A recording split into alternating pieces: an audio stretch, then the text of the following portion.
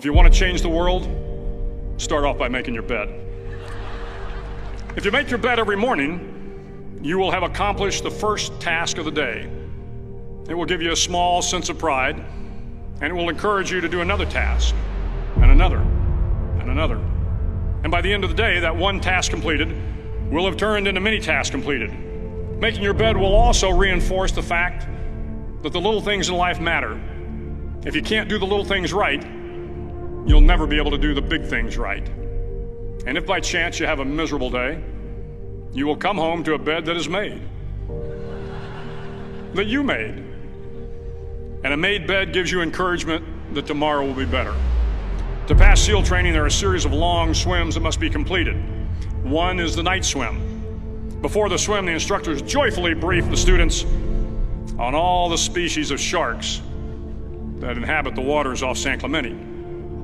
They assure you, however, that no student has ever been eaten by a shark, at least not that they can remember. But you are also taught that if a shark begins to circle your position, stand your ground. Do not swim away. Do not act afraid. And if the shark, hungry for a midnight snack, darts towards you, then summons up all your strength and punch him in the snout, and he will turn and swim away. There are a lot of sharks in the world. If you hope to complete the swim, you will have to deal with them. So if you want to change the world, don't back down from the sharks. Over a few weeks of difficult training, my SEAL class, which started with 150 men, was down to just 42. There were now 6 boat crews of 7 men each. I was in the boat with the tall guys, but the best boat crew we had was made up of the little guys, the Munchkin crew, we called them. No one was over 5'5". The Munchkin boat crew had 1 American Indian, 1 African American, 1 Polish American, 1 Greek American, 1 Italian American, and 2 tough kids from the Midwest. They out-paddled, outran, and outswam all the other boat crews. The big men in the other boat crews would always make good-natured fun of the tiny little flippers the Munchkins put on their tiny little feet prior to every swim. But somehow these little guys from every corner of the nation and the world always had the last laugh, swimming faster than everyone and reaching the shore long before the rest of us. SEAL training was a great equalizer. Nothing mattered but your will to succeed, not your color, not your ethnic background, not your education, not your social status. If you want to change the world, measure a person by the size of their heart, not by the size of their flippers. The 9th week of training is referred to as Hell Week. It is 6 days of no sleep, constant physical and mental harassment, and 1 special day at the Mud Flats. The Mud Flats are an area between San Diego and Tijuana where the water runs off and creates the Tijuana Sloughs, a swampy patch of terrain where the mud will engulf you.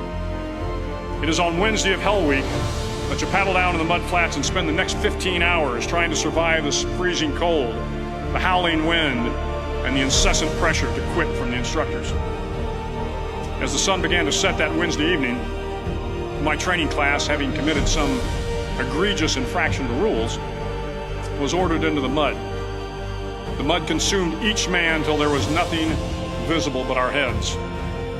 The instructors told us we could leave the mud if only 5 men would quit.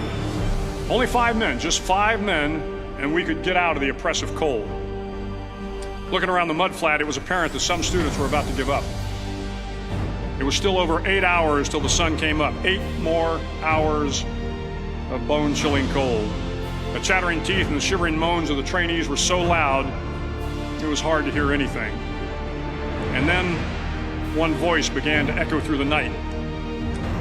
One voice raised in song. The song was terribly out of tune, but sung with great enthusiasm. One voice became 2, and 2 became 3, and before long, everyone in the class was singing. The instructors threatened us with more time in the mud if we kept up the singing, but the singing persisted, and somehow the mud seemed a little warmer, and the wind a little tamer, and the dawn not so far away. If I have learned anything in my time traveling the world, it is the power of hope. The power of one person, a Washington, a Lincoln, King, Mandela, and even a young girl from Pakistan, Malala. One person can change the world by giving people hope. So if you want to change the world, start each day with a task completed. Find someone to help you through life. Respect everyone. Know that life is not fair and that you will fail often. But if you take some risks, step up when the times are the toughest, face down the bullies, lift up the downtrodden, and never ever give up. If you do these things, the next generation and the generations that follow will live in a world far better than the one we have today. And what started here will indeed have changed the world for the better.